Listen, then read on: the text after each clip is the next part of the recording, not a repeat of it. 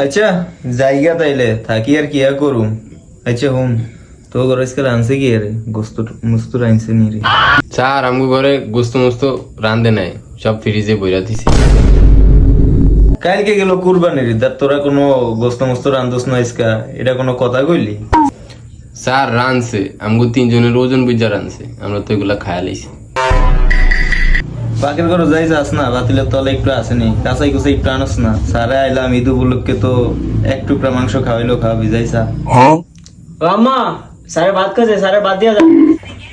জানার কামটা করছি, জানার একটা ঘুরে বাড়ি দিম। আমি তোর আমার কই দিয়েছি আমি ভাত খাইমু, আমি তো ঘুরে না কইছি যে কাঁচাই কুচাই একটু আনতো। কি রে অনিক কি লাই বলাইছস?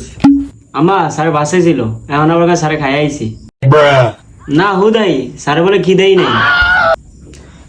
ভাবি এত করে তো 1 ঘন্টার উপরে পরে এলাইছি, আমি চলে যাই। ও কইছিলেন না কতটুক গোস্ত দিবেন, লইয়া নেন না, চলে যাইম তো।